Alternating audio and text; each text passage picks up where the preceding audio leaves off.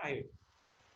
आता आपण अर्थशास्त्र कोणता बी सब्जेक्ट नसो, अर्थशास्त्र हाच विषय नाही, कोणता बी विषय असतो त्याचा अभ्यास कसा करायचा ह्याच्यासाठी 3 स्ट्रक्चर मधून 3 स्टेज मधून तुम्हाला पहिल्यांदा जावं लागेल. सर्वप्रथम कोणता विषय घेताना तुम्ही एखादं पुस्तक घेऊन डायरेक्ट वाचाय कधीच बसायचं. बऱ्याच विद्यार्थ्यांना सवय असते की आपल्याला आता स्पर्धा परीक्षेचा अभ्यास करायचा आहे, हे पुस्तक आहे त्याला घेऊन डायरेक्ट वाचायला बसतात. मोठी लायब्ररी आपल्या रूम मध्ये संपूर्ण काय केली जाते, लायब्ररी करतात तयार एकदम, आणि हे पुस्तक वाच ते पुस्तक वाच, एका विषयाची 5-6 पुस्तक वाचायची वगैरे असं बी चालतं भरपूर जणांचं. पण असं काही करायचं नाही, आपल्याला लायब्ररी करायची नाही, आपल्याला थोडक्यात पण जास्त नॉलेज घेण्याचा काय करायचा प्रयत्न करायचा. मग कशा प्रकारे आपल्याला काय करायचं, एक्झाम क्रॅक करायची. आपला मेन हेतू काय आहे की आपल्याला एक्झाम काय करायची, कमी कालावधीमध्ये आपल्याला एक्झामचं काय करायचंय, फायनल पर्यंत जायचंय. आपल्याला काय करायचं नाही जास्तीत जास्त, म्हणजे आपल्याला नॉलेज घेऊन कुठं आपल्याला पीएचडी वगैरे करायची नाही. आपल्याला फक्त काय करायचंय की एक्झामचं स्ट्रक्चर कसं आहे हे आपल्याला काय पहिल्यांदा समजून घेणं गरजेचं आहे. आणि हे स्ट्रक्चर जर तुमच्या ज्यावेळेस लक्षात येतं किंवा ही एक्झाम आयोग कसा विचार करतो, ज्यावेळेस तुम्ही आयोग जसा विचार करतो तसा ज्यावेळेस तुम्ही विचार करायला लागता ना, त्यावेळेस तुम्ही काय करू शकता की ती एक्झाम हँडल करू शकता. जोपर्यंत तुम्ही आयोगाप्रमाणे विचार करू शकत नाही तोपर्यंत ते एक्झाम तुम्ही काय करू शकत नाही, पूर्णपणे एकंदरीतरित्या काय करू शकत नाही, हँडल करू शकत नाही. मग आता हे स्ट्रक्चर आयोगाप्रमाणे विचार करायचा कसा, हा बी प्रश्न आहे ना तुमच्याजवळ. आयोगाप्रमाणे विचार करायचा, पण कशा प्रकारे करायचा, तर तो विचार तुम्हाला ह्या 3 गोष्टीमधून करायला लावतात. आयोग कसा विचार करतो जेव्हा, पहिली गोष्ट म्हणजे अभ्यासक्रम. कोणतीही एक्झाम असो हिचा सुरुवातीला काय तुम्हाला पाहिजे, सिलेबस माहित पाहिजे. टाइम जाऊन द्या तुमचा, 1 आठवडा जाऊन द्या, 2 आठवडे जाऊन द्या, परंतु सिलेबस तुम्ही वाचा. आता मी आज सांगितलेलं आहे तुम्हाला, राज्यसेवेला ज्यांना ज्यांना राज्यसेवेची तयारी करायची, आता सिलेबस तर तुम्ही बघितला असेल. एकदा परत आणखी एकदा तुम्ही mpsc.gov.in ह्या वेबसाईटवर जाऊन काय करा, सिलेबस जो आहे तो एकंदरीतपणे काय करा, डाउनलोड करा. आणि हा सिलेबस डाउनलोड केल्यानंतर हा एकंदरीत संपूर्ण सिलेबस तुम्ही डाउनलोड केल्यानंतर पहा एकदा की नेमकं काय काय आहे. आता मी तर तुम्हाला थोडक्यात मी तुम्हाला काय तुमचा एक बेस तयार करण्याचा कंप्लीट, म्हणजे जास्तीत जास्त जेवढं माझ्या जमेल तेवढा तुमचा काय करेल प्रयत्न करेल, किंवा माझ्या बरोबर तुम्ही काय करा की जसं मी सांगेल तसं काय करा, तुम्ही हळूहळू काय करत चला, अभ्यास करत चालेल चला. जसं इकॉनॉमिक्सच्या बाबतीत मी सांगेल, प्रत्येक शिक्षक जो आहे तो तुम्हाला प्रत्येक विषयाविषयी कशा प्रकारे त्याचं स्ट्रक्चर असेल ते काय करेल तुम्हाला तिथं सांगेल. पण आता इकॉनॉमिकच्या बाबतीत म्हटलं तर मी पहिल्यांदा सांगेल तुम्हाला, पहिलं माझं सजेशन असेल बेस्ट सजेशन, काय करा की तुम्ही जे बी एक्झाम करताय त्याचे काय करा, पहिल्यांदा सिलेबस कॉपी घ्या. ती सिलेबस कॉपी तुमच्याजवळ असून दे ऑलवेज. दिवसाची सुरुवात ज्यावेळेस तुम्ही करताना त्यावेळेस सुरुवातीला हा सिलेबस पाहूनच तुम्ही सुरुवात करायची, कोणत्या व्यासने सिलेबस पाहून पहिल्यांदा सिलेबस बघायचा, आपल्याला एवढं एवढं करणं गरजेचं आहे. आता ह्याच्या बाहेर आपण सिलेबसच्या बाहेर तर जात ना, सिलेबसच्या बाहेरच तरी करत नाही ना, हे बी तुमच्या काय होतं लक्षात येतं, बाबा हे आपल्याला सिलेबस मध्ये नाही, आपल्याला काय करण्याची गरज नाही, हे बी तुम्हाला काय होतं समजतं. म्हणून पहिल्यांदा तुम्हाला काय करणं गरजेचं आहे, अभ्यासक्रम सिलेबस हा डिटेलमध्ये जो काही इकॉनॉमीचा सिलेबस आहे पूर्व आणि मुख्य परीक्षेचा, हा कोणता विषय असो, इकॉनॉमिक्सच नाही प्रत्येक विषयाचा काय करा, सिलेबसचा पूर्णपणे एकदम डिटेलमध्ये काय करा, अभ्यास करा. एकदा सिलेबस पहा, तुमचा आठवडा जाऊन द्या पण सिलेबस पूर्णपणे पहा, एकदा बघा. म्हणून आपण काय केलेलं, या आठवड्यामध्ये संपूर्ण लेक्चर जे आहे ते कसे इंट्रोडक्शन, म्हणजे तुम्हाला एक प्रकारे एक आयडिया यावं म्हणून की कशा प्रकारे एक्झामचं स्ट्रक्चर असतं. नंतर सिलेबस पाहिल्यानंतर दुसरी स्टेज असते तुमची, डायरेक्ट तुम्ही पुस्तक वाचायला कधीच घ्यायचं नाही. दुसरी स्टेज असते म्हणजे पूर्वीच्या प्रश्नपत्रिका. आता तुम्ही पूर्वीच्या प्रश्नपत्रिका घ्यायचा, पूर्वीच्या प्रश्नपत्रिका घेतल्यानंतर तुम्हाला काय वाटेल की आता पूर्वीच्या प्रश्नपत्रिका तुम्ही सर्वांनी घेतलेल्या आहेत. पूर्वीच्या प्रश्नपत्रिका सर्वांनी घेतल्या की पहिल्यांदा काय होईल, तुम्हाला पूर्वीच्या प्रश्नपत्रिका घेतले काहीच समजणार नाही, क्वेश्चन काय आहे त्याचा अर्थच कळणार नाही. नका समजू द्या, काहीच हरकत नाही, पण ठराविक काय ना पण क्वेश्चन त्याच्यातले तुम्ही वाचा दररोज, कमीत कमी ऍटलीस्ट काय, सपोज आता इकॉनॉमिक्स असेल तर इकॉनॉमिकचे 10 ते 15 क्वेश्चन तुम्ही आता करून नजरे खालून तरी घालवा. कारण जोपर्यंत तुम्ही बुक वाचू शकत नाही तोपर्यंत तुम्हाला ते क्वेश्चन समजणार नाही. हे मला बी माहित होतं, कारण माझी बी सुरुवातीला अशीच कंडिशन झाली होती. परंतु प्रश्नपत्रिका बघायच्यात का, तर प्रश्नपत्रिका बघण्यामागचा एक मुख्य उद्देश आहे, हेतू आहे, तो म्हणजे काय, तर आयोग कशा प्रकारे क्वेश्चन विचारतो, आयोग कोणत्या टॉपिकवर जास्त भर देतोय, ह्या गोष्टी तुमच्या काय होतील लक्षात येतील. म्हणजे आयोगाने कोणत्या टॉपिकवर जास्त भर दिलेला आहे बा, प्रश्नपत्रिकेमध्ये बघितलं तर तुम्हाला सांगितलं की कशावर, आंतरराष्ट्रीय संस्था असतील ह्याच्यावर आयोगाने काय मागच्या 1-2-3 वर्षामध्ये एखादाच क्वेश्चन विचारला, ज्यादा विचारलं नाही. मग या आंतरराष्ट्रीय संस्थेवर तुम्ही जास्तीत जास्त भर देत बसला तर काय उपयोग होईल का, नाही. सपोज दारिद्र्यावर सारखा क्वेश्चन येतोय त्याच्यावर तुम्ही फक्त थोडा वेळ दिला आणि आंतरराष्ट्रीय संस्थांवर जास्त वेळ दिला तर त्याचा उपयोग होणार आहे का, तुम्हाला आउटपुट मिळणार आहे का, नाही. म्हणजे आपल्याला काय करायचं, आउटपुट पाहिजे. मग आउटपुट कसं मिळेल, तर हे जे आउटपुट आहे ते तुम्हाला कोण देण्याचं काम करेल, पूर्वीच्या प्रश्नपत्रिका आहेत ते काय करेल, देण्याचं काम करेल. कमीत कमी तुम्हाला पूर्वीच्या प्रश्नपत्रिका 5 वर्षापर्यंत तुम्हाला काय पाहिजे, माहित पाहिजे. आणि ह्या 5 वर्षापूर्वीच्या काय करा, पूर्वीच्या प्रश्नपत्रिका पहा. जे कोणी म्हणजे ही सगळ्यांच्या अनुभवावर, माझाच फक्त अनुभव नाही पर्सनली, तर जेवढे तुम्ही टॉपर आहे तुमचा सगळ्यांचा अनुभव तुम्ही घ्या ह्या 2-3 स्टेज मध्ये. आता ठीक आहे, तुम्ही पूर्वीच्या प्रश्नपत्रिकाही पाहिल्या, इकॉनॉमिकचे क्वेश्चन कशा प्रकारे विचारले तर ते तुम्ही बघितले, पण तुम्हाला काही समजले नाही. ठीक आहे, काही प्रॉब्लेम नाही. नंतर काय करायचं, मार्केटमधून कोणतंही एक बुक, आता मी पुढे सांगेलच तुम्हाला ह्याच्याविषयी बँक डिटेलमध्ये, मार्केटमधून कोणतंही एक बुक काय करायचं, परचेस करायचं, जास्त नाही. इकॉनॉमीसाठी अजून मी सांगून ठेवतो, मार्केटमधून कोणतंही एक बुक घ्यायचं, ते कोणतं घ्यायचं ते मी पुढे दिलेलं आहे तुम्हाला, बुकचं नाव बी दिलेलं आहे, ते सांगेल तुम्हाला. ते बुक तुम्ही 10 वेळा वाचा, परंतु 2-3 पुस्तक घेऊन हे एकदा वाचले, ते एकदा वाचले, तिसरं एकदा वाचले, चौथं एकदा वाचले, असं काही करू नका. कारण ह्याचा लॉस तुमच्यावरच आहे. कोणतंही एकच पुस्तक घ्या आणि हे पुस्तक तुम्ही 10 वेळा, 15 वेळा, 20 वेळा वाचा, परंतु कोणतंही एकच पुस्तक वाचायचं नाही. 1760 पुस्तकं घेत बसू नका.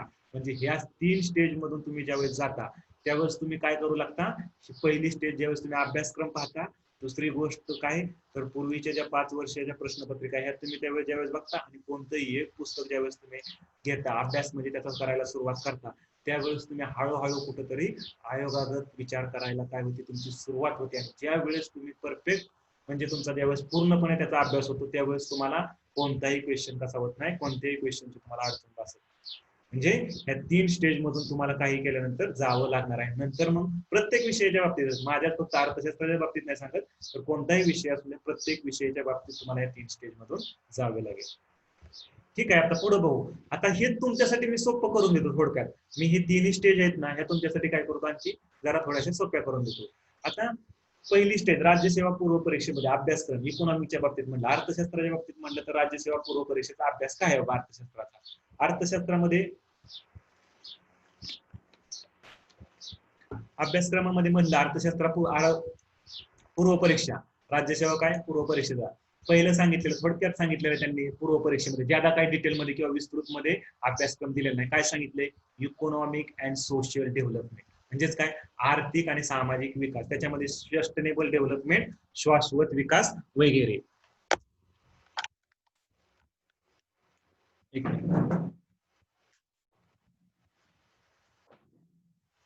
इकॉनॉमिक अँड सोशल डेव्हलपमेंट, त्याच्यामध्ये काय,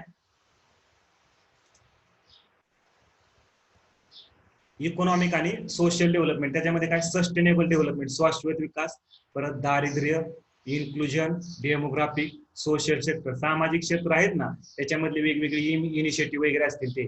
म्हणजे ह्या सर्व गोष्टी कशामध्ये, राज्यसेवा पूर्व परीक्षेमध्ये थोडक्यात एकदम सिलेबस सांगितलेला, एकदम शॉर्ट मध्ये सांगितलेलं, परंतु तुम्हाला विस्तृत विचारलं. इथं शब्द बघा, शेवटी काय लिहिलं, ईटीसी म्हणजे काय, इत्यादी. इत्यादी म्हणजे ह्याच्यामध्ये आणखी भरपूर काय काय ऍड होणार आहे, म्हणजे बँकिंग असेल वगैरे सर्व गोष्टी, परकीय व्यापार झालं, बजेट वगैरे, ह्याचा विस्तृत तुम्हाला इथे काय केलेलं नाही, दिलेलं नाही, पण ह्या बी गोष्टी तुम्हाला काय करावं लागणार, हा बी सिलेबस आहे, हा बी तुम्हाला काय करावं लागणार आहे, ह्याचा देखील तुम्हाला अभ्यास करावा लागणार आहे. आता राज्यसेवा पूर्व परीक्षा झाल्यानंतर दुसरं आहे ते म्हणजे दुसरी स्टेज तुमची आहे ती म्हणजे कुठं, राज्यसेवा मुख्य परीक्षा. राज्यसेवा मुख्य परीक्षेमध्ये जर पाहिलं तर राज्यसेवा मुख्य परीक्षेमध्ये जे आहे तो, आता त्याचा सिलेबस तो हे बघा, अर्थव्यवस्था व नियोजन, पहिला टॉपिक आहे त्याच्यामध्ये, अर्थव्यवस्था आणि नियोजन. अर्थव्यवस्था आणि नियोजनामध्ये भारतीय अर्थव्यवस्था, पहिला हे 1.1 दिलेला आहे, काय बघा, भारतीय अर्थव्यवस्था. भारतीय अर्थव्यवस्थेमध्ये काय, भारतीय अर्थव्यवस्थेमध्ये कशा प्रकारचे वेगवेगळे आव्हान आहेत, भारतामध्ये गरिबीची समस्या आहे, बेरोजगारीची समस्या आहे, प्रादेशिक असमतोल आहे, म्हणजे वेगवेगळ्या राज्यामध्ये कसं आहे, असमतोल आहे, एक राज्य जास्त गरीब आहे तर दुसरं राज्य कसं कमी गरीब, म्हणजे जास्त श्रीमंत आहे, म्हणजे असा एक प्रादेशिक असमतोल आहे. कशामुळे आहे, काय आहे, नियोजन, वेगवेगळे नियोजन प्रक्रिया भारतामध्ये कशा प्रकारे राबवली गेली, वेगवेगळ्या पंचवार्षिक योजना आल्या गेल्या, त्या पंचवार्षिक योजना वगैरे कशा प्रकारे राबवल्या गेल्या भारतामध्ये. भारताच्या पहिल्या पंचवार्षिक योजनेपासून ते 10व्या पंचवार्षिक योजना असेल तर पहिल्या पंचवार्षिक योजनेपासून ते 10व्या पंचवार्षिक योजना, या सर्व योजनांचा जो आढावा वगैरे आहे हा बी आपल्याला काय येणार आहे, आपल्या सिलेबस मध्ये आहे. कशाच्या, राज्यसेवा मुख्य परीक्षेच्या. परत त्यांचं मूल्यमापन, विकासाचे सामाजिक व आर्थिक निर्देश, राज्य व स्थानिक स्तरावरील वेगवेगळे नियोजन, विकेंद्रीकरण म्हणजेच काय, डिसेंट्रलायझेशन वगैरे, संविधान म्हणजेच काय, आपल्याला आलेले पंचायत राज, म्युन्सिपालिटी आलेले आहेत बघा, म्हणजे हे जे स्थानिक गव्हर्नमेंट आहे किंवा लोकल गव्हर्नमेंट म्हणतोय, कोणत्या घटना दुरुस्तीच्या संदर्भात होत्या, 73वी आणि 74वी घटना दुरुस्तीच्या संदर्भात होती. म्हणजे ही भारतीय अर्थव्यवस्थे संदर्भात पाहिलं तर हे सर्व आपल्याला येते सिलेबसमध्ये. नंतर 1.2 मध्ये आयोगाने सांगितलेलं आहे काय, नागरी व ग्रामीण पायाभूत सुविधांचा काय, विकास.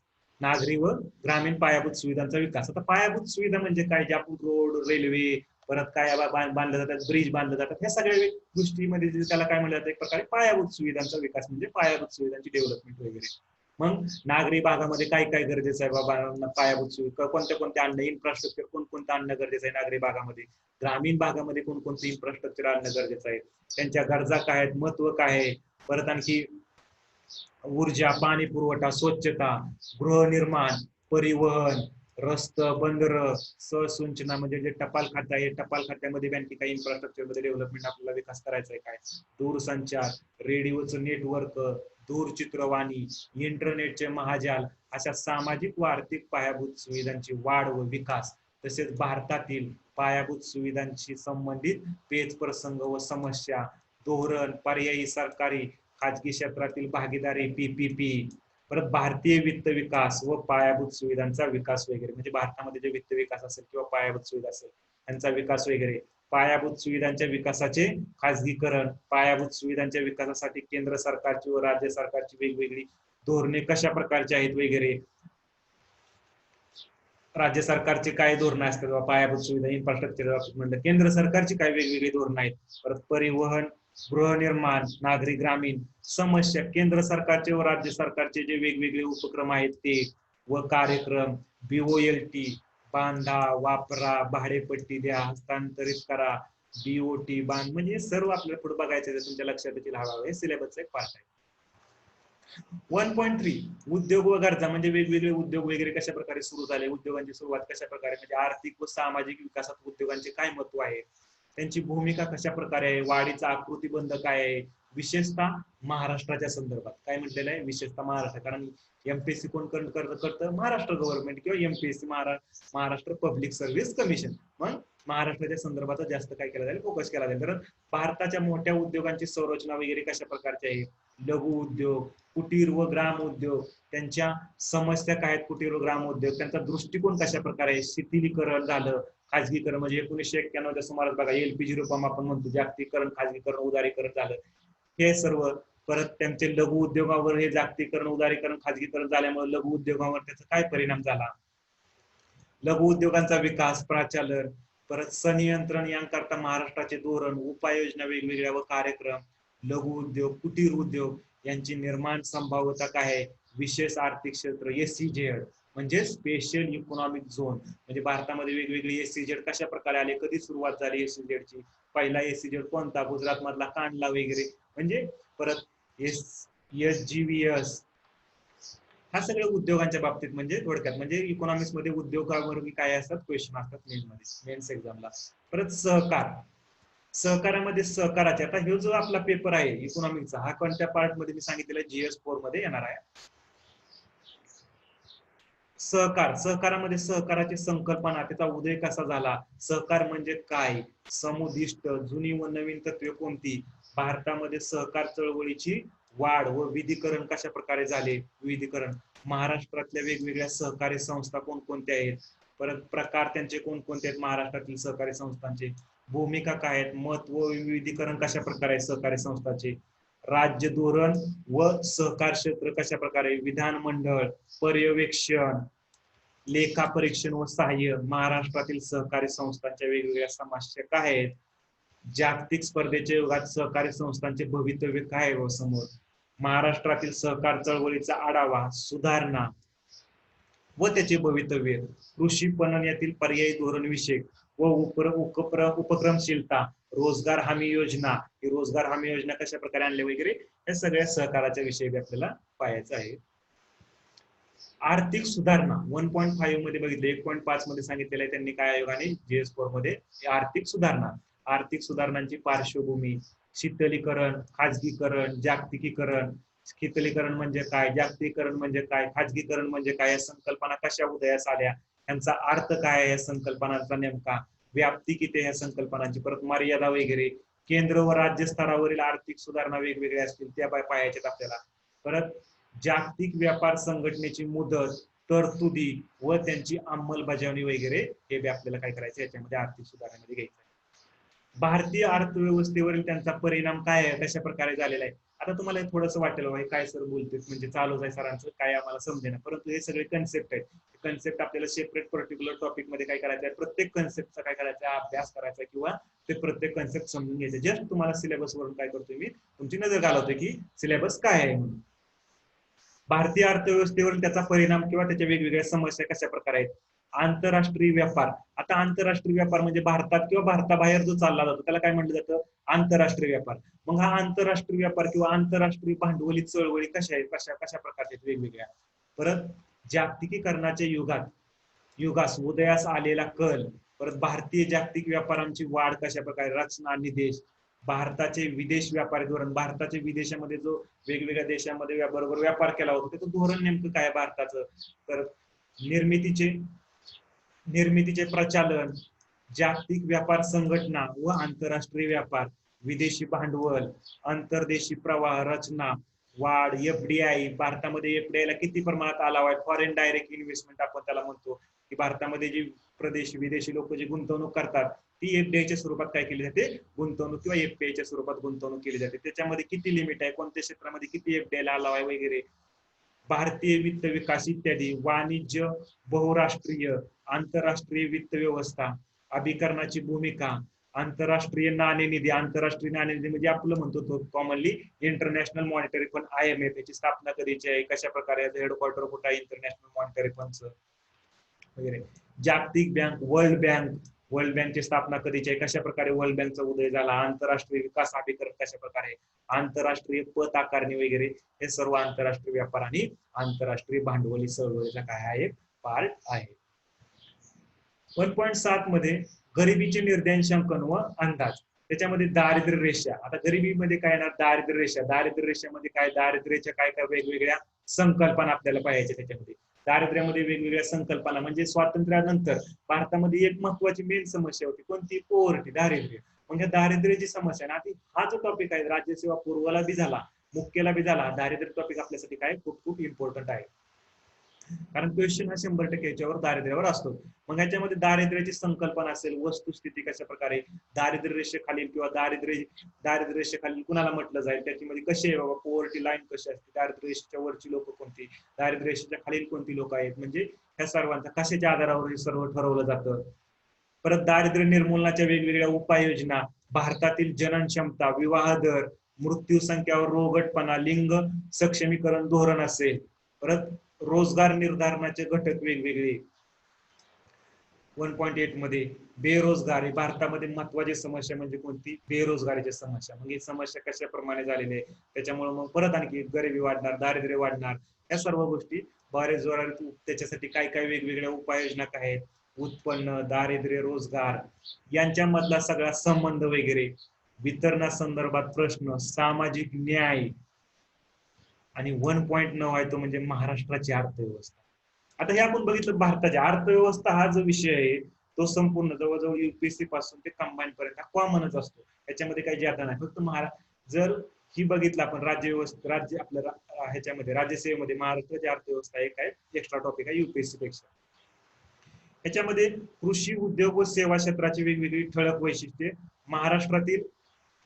महाराष्ट्रातील दुष्काळाची समस्या, व्यवस्थापन. परत महाराष्ट्रातला एफडीआयची समस्या असेल, महाराष्ट्रामध्ये एफडीआयच्या संदर्भात वगैरे काय म्हणजे कशा प्रकारे वगैरे, हे सर्व महाराष्ट्राच्या अर्थव्यवस्थेत. नंतर पुढे 2 आकडा बघितला तर कृषी विकास व कृषी यांचे अर्थशास्त्र. 2 नंबरला बघा, विकास व कृषी यांचे कशा प्रकारे अर्थशास्त्र आहे. याच्यामध्ये 2.1 आहे समष्टी अर्थशास्त्र. विकास, आता मी सांगितलं होतं तुम्हाला की समष्टी अर्थशास्त्र म्हणजे काय. आता इथे तुम्हाला समजेल, राष्ट्रीय उत्पन्न लेखनाच्या पद्धती, पैशाची कार्य, या सर्व समष्टी अर्थव्यवस्थेमध्ये येतं. पैसा म्हणजे काय, पैशाची सुरुवात कशा प्रकारे झाली. परत आधार पैसा, जननक्षम पैसा, पैशाचा संख्या सिद्धांत, मुद्रा गुणक म्हणजे पैसा पैशाने वाढतो. तुम्ही बँकेमध्ये जमा केल्यानंतर पैसा कशा प्रकारे वाढतो, मुद्रा गुणक, मनी मल्टिप्लायर इफेक्ट काय आहे नेमका, हे आपल्याला पाहायचं आहे. म्हणजे पैशाने पैसा कशा प्रकारे बँकिंग सिस्टीम मध्ये वाढत जातो. चलनवाढीचे पैसा विषय व पैसा व्यतिरिक्त सिद्धांत कोणकोणते आहेत. परत चलनवाढ नियंत्रण कशा प्रकारे केले जातील, चलन विषयक, आर्थिक आणि थेट उपाययोजना कोणकोणत्या आहेत चलन विषयक वगैरे. 2.2 मध्ये सांगितलेलं आहे सार्वजनिक वित्त व्यवस्था. सार्वजनिक वित्त व्यवस्था आणि वित्तीय संस्था. पणन अर्थव्यवस्थेमधील सार्वजनिक वित्त व्यवस्थेची भूमिका, सार्वजनिक वित्त व्यवस्थेची भूमिका, सरकारी गुंतवणुकीचे निकष गुण, वस्तू व सार्वजनिक वस्तू, महसुलीचे स्रोत व खर्च, परत केंद्र व राज्य करांचे स्वरूप, अर्थसहाय्य, त्यांचा भार व परिणाम, केंद्राचे भारतातील राज्यांचे कर, परत कर सरकारी ऋण, सरकारी कर्ज, केंद्र व राज्य असेल, वाढ, त्याची कारण, सरकारी खर्च सुधारणा, कामगिरी आधारित अर्थसंकल्पन, शून्यधारित अर्थसंकल्प म्हणजे काय, झिरो बेस बजेट वगैरे आपण म्हणतो, शून्यधारित अर्थसंकल्प, हे सगळं आपण बघू, कन्सेप्ट समजून घेऊ. अर्थसंकल्पीय तुटीचे वेगवेगळे प्रकार पडतात. अर्थसंकल्प म्हणजे सरकारला जो आहे महसूलमध्ये पैसा येतो, काही पैसा सरकारचा महसूलमध्ये जातो, त्याच्यामुळे सरकारची काय होते, तूट होते. मग या अर्थसंकल्पीय तूट सरकारची होते, म्हणजे जास्त जर पैसा जर खर्च झाला, तुमच्या घरामध्ये सुद्धा बघा, जर जेवढा आलाय आणि त्याच्यापेक्षा खर्च जास्त असेल तर काय होईल, तुमच्या ह्याच्यामध्ये तूट होईल. तशी सरकारची बी काय असते, प्रकारे अर्थसंकल्पीय तूट असते. मग हे अर्थसंकल्पीय तुटीचे प्रकार, देशांतर्गत किंवा देशाबाहेरील कर्ज काय सरकारवर किती आहेत, कशा प्रकारे, राष्ट्रीय राज्य स्तरावरील कर सुधारणांचे काय, पुनर्विलोकन, मूल्यवर्धित कर, परत सरकार ऋण वाढ, रचना, भार, केंद्राला असणारी राज्याची कर्जांची समस्या कोणकोणते, राजकोषीय तूट म्हणजे काय वगैरे, कशा प्रकारे तुटीचे वेगवेगळे प्रकार पडतात, त्याच्यामध्ये राजकोषीय तूट म्हणजे काय, तुटीची संकल्पना काय आहे, नियंत्रण कशा प्रकारे तुटीवर केलं जाईल, केंद्र व राज्य भारतीय रिझर्व्ह बँक, जे आरबीआय हे भारतीय रिझर्व्ह बँक, हिला काय म्हणलं जातं, बँकेची बँक. सगळ्या सर्व बँकावर, भारतामध्ये जेवढे बँक आहेत यांच्यावर सर्वांवर नियंत्रण ठेवण्याचं काम कोण करतं, ही भारतीय रिझर्व्ह बँक करते. आणि ह्या भारतीय रिझर्व्ह बँकांचा पुढाकार असेल किंवा भारतातील राजकोषीय सुधारणा, केंद्र राज्य स्तरावरील आढावा, वित्तीय क्षेत्रामध्ये सुधारणा, बँकिंग क्षेत्रातील नवीन प्रवाह, खरेखुरे आणि नाममात्र व्याजदर, रेपो दर काय, प्रतिकूल रेपो व्यवहार कशा प्रकारे आहे, ते सर्व. नंतर झालं, थोडंच राहिलेलं आहे सिलेबस मध्ये, ज्यादा बोर होऊ नका, कारण कसं सिलेबस फक्त तुम्हाला काय ज्यादा ह्याच्यामध्ये डिटेल मध्ये नाही, फक्त जस्ट सिलेबसचा एक ओव्हरव्ह्यू करून देण्याचं आपलं काम चालू आहे. वाढ विकास आंतरराष्ट्रीय अर्थशास्त्र. वाढ विकास आंतरराष्ट्रीय अर्थशास्त्रामध्ये बघितलं तर विकासाचे निर्देशक, विकास निर्देशकामध्ये काय, सातत्यपूर्ण विकास, विकास व पर्यावरण, हरित स्थूल, देशांतर्गत उत्पन्न, आर्थिक, दुसरा पॉइंट आहे आर्थिक विकासाचे घटक.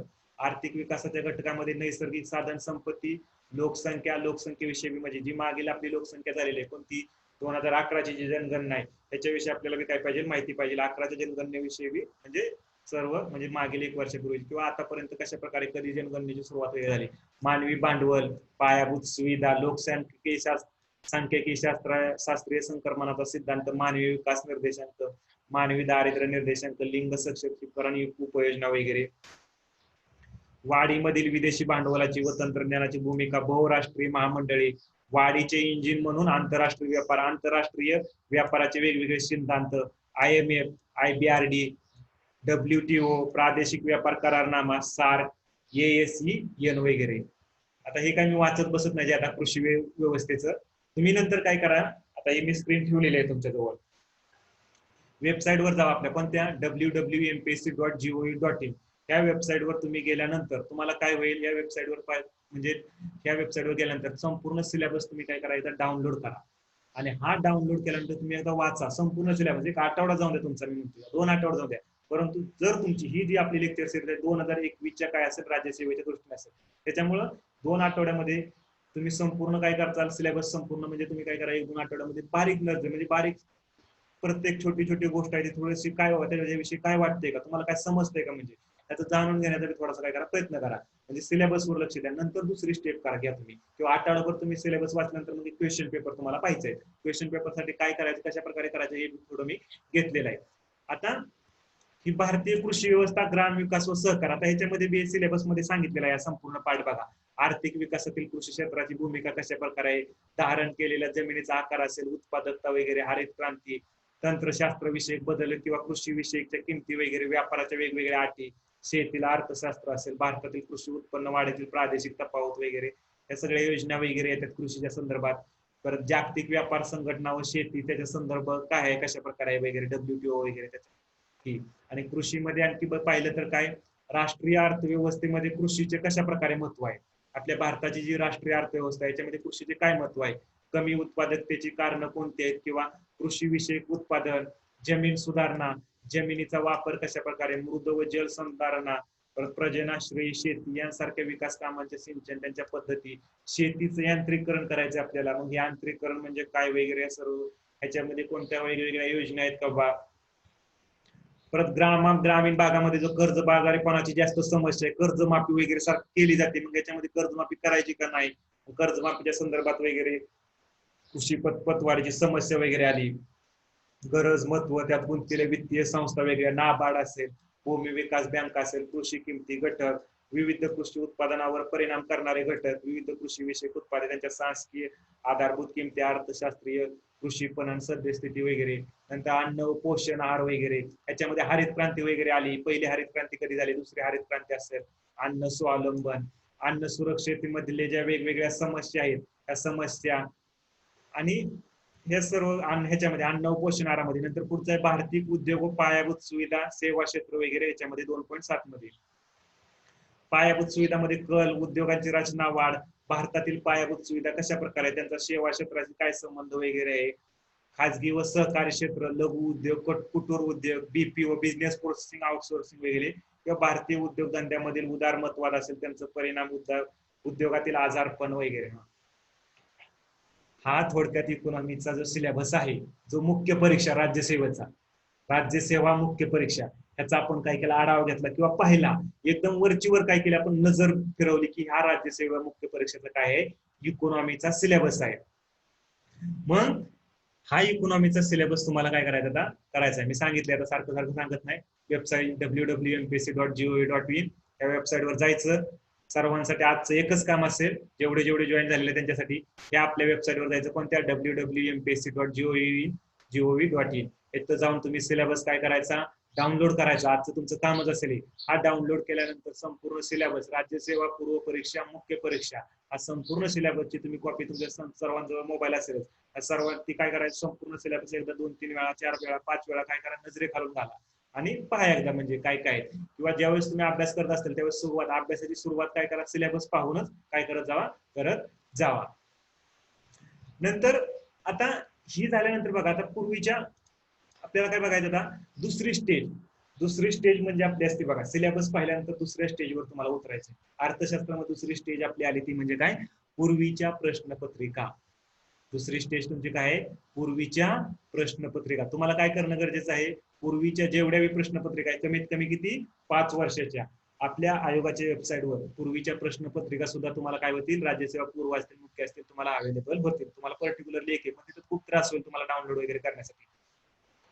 पूर्व परीक्षेच्या बाबतीत म्हटलं तर मी तुमच्यासाठी एक बेस्ट बुक दिले. आता लगेच डायरेक्ट तुम्ही मुख्य परीक्षेची तर काय सुरुवात करणार नाही, सुरुवात तुम्हाला पूर्व परीक्षेविषयी बेसिक पासूनच तुम्हाला काय करावं लागेल, जावं लागेल. मग तुम्ही ज्यावेळेस पूर्व परीक्षेची सुरुवात करणार असेल तर त्यावेळेस त्यांच्यासाठी सर्वात बेस्ट बुक प्रवीण चोरमले यांचं, अतिशय विस्तृतरित्या त्यांनी चांगल्या प्रकारे काय केलेलं आहे, विश्लेषण केलेलं आहे. किंवा ज्ञानदीपचं आहे, महेश शिंदे आणि मोहन देशले सरांचं पूर्व परीक्षेचं राज्यसेवा, आणि दुसरं आहे ते म्हणजे प्रवीण चोरमले सरांचं 2012 पासून ते 2019 पर्यंत जेवढे बी राज्यसेवेला क्वेश्चन विचारलेले आहेत, ह्या सर्व प्रश्नांचं एकंदरीतपणे काय केलेलं आहे, याच्यामध्ये विश्लेषण अतिशय चांगल्या प्रकारे केलेलं आहे. कुणी, प्रवीण चोरमले सर आणि इथं महेश शिंदे आणि मोहन देशले सर. ह्या दोन्हीपैकी कोणतंही एक पुस्तक तुम्ही बाय करा, विकत घ्या, कोणतंही एका, दोन्हीची दोन्ही घेऊ नका, कारण फक्त दोन्ही कोणतंही एक घ्या. आणि ह्याच्यामध्ये तुम्हाला इकॉनॉमीचे क्वेश्चन सुद्धा काय होतील, मिळतील. सर्व सब्जेक्टचे तुम्हाला काय होतील, क्वेश्चन अवेलेबल होतील. ही GS1 साठी बॅचलरचं, GS2 साठी सुद्धा काय बुक आहे. मग GS1 चं तुम्ही हे काय करू शकता, परचेस करू शकता. प्रवीण चोरमले यांचं पुस्तक आहे काय, राज्यसेवा पूर्व परीक्षा 2012 पासून ते 2019 पर्यंत जेवढं बी क्वेश्चन, म्हणजे तुमचं काम सोपं केलं यांनी. काय झालंय, तुम्हाला तर वेबसाईटवर जाऊन क्वेश्चन पेपर डाउनलोड वगैरे करण्याची किंवा तुम्हाला स्वतःला अनालिसिस करण्याची गरज नाही. त्यांनी स्वतः काय केलेलं आहे, सगळे क्वेश्चन अनालिसिस केलेले आहेत. टॉपिक वाईज त्यांनी काय केलेले आहेत, प्रत्येक क्वेश्चन काय केलेले आहेत, डिवाइड वगैरे केलेले आहेत राज्यसेवा पूर्व परीक्षेचे. हे दोन्हीपैकी एक कोणतंही पुस्तक तुम्ही काय करू शकता, परचेस करू शकता. दोन्ही पुस्तक बुक आहेत, एकदम बेस्ट बुक आहेत. नंतर ह्या स्टेजवरून गेल्यानंतर तुम्ही पूर्वीच्या प्रश्नपत्रिका पाहाल, तुम्हाला सुरुवातीला समजायला थोडासा त्रास होईल, काही प्रॉब्लेम नाही. हँड लगेच राईज करू नका, थोड्या वेळ थांबा. सपना पाटील दोन. नंतर हे झाल्यानंतर मी सांगितलं तिसरी स्टेज आपली कोणती, कोणतंही एक पुस्तक वापरायचे तुम्हाला, कोणतंही एक बुक वापरायचंय. आणि ह्या बुक वापरताना राज्यसेवेसाठी मी सजेस्ट करतो माझ्या सजेशन नुसार जे मी पाहिलेलं आहे बुक, जेवढे मी वाचलेले आहे त्याच्यानुसार सांगतो तुम्हाला. भारतीय अर्थ, हा राज्यसेवेची जी अभ्यास करतात त्यांनी इकॉनॉमिक्स आय थिंक 8वी पासून असेल तर 6वी झाले, 8वी किंवा 9वी पासून असेल ते इकॉनॉमिक्स जे आहे राज्य स्टेट बोर्डचं. महाराष्ट्र स्टेट बोर्ड आहे, यांचं जे बेसिक तुम्हाला बेस क्लिअर करण्यासाठी 8वी पासून ते 12वी पर्यंत जे आहे ते काय करायचे, महाराष्ट्र स्टेट बोर्डची प्रत्येक विषयासाठी, इकॉनॉमिक्सच नाही प्रत्येक विषयासाठी जे महाराष्ट्र स्टेट बोर्डची जी बुक आहे हे काय करायचे, वाचायचे. हिस्ट्री असेल, इकॉनॉमी असेल, पॉलिटी असेल किंवा कोणता दुसरा विषय असतो तुझा सब्जेक्टचा असेल अभ्यासक्रमामध्ये, यांची काय करायची 8वी पासून ते 12वी पर्यंतची जी आहे ती काय करायची. कोणती बुक तुम्हाला सांगितलेली आहे मी, महाराष्ट्र स्टेट बोर्डची, जी मराठीमध्ये आहे, जे मराठीमध्येच मला जवळजवळ वाटतंय सगळे अभ्यास करणारे असतील. मग महाराष्ट्र स्टेट बोर्डची 8वी इथं 8वी इकॉनॉमिक्ससाठी 8वी असेल, बाकी मग ह्याच्यासाठी बाकी सर्व सब्जेक्टसाठी 6वी पासून असेल. मग हे सर्व तुम्ही पुस्तक काय करायचे, एकदा हाता घालून नजरे घालून घालवायची किंवा वाचायची, म्हणजे तुमचा एका वेळेस बेस कम्प्लीट होईल. आता हे जर पुस्तक तुम्ही डायरेक्ट वाचायला घेतलं तुम्हाला समजायला थोडंसं त्यावेळेस हार्ड जाईल, तुमचा बेस कसा नाही कम्प्लीट पक्का नसेल तर. मग त्याच्यासाठी हे महाराष्ट्र स्टेट बोर्ड तुम्हाला काय करेल, एक प्रकारे बेस तुमचा भक्कम करण्याचं काम करेल. नंतर मग रेफरन्स बुक कोणतंही एक वापरायचं, हे दोन्ही नाही. एक तर रमेश सिंग वापरा, भारतीय अर्थव्यवस्थेसाठी अतिशय बेस्ट बुक आहे रमेश सिंग सरांचं.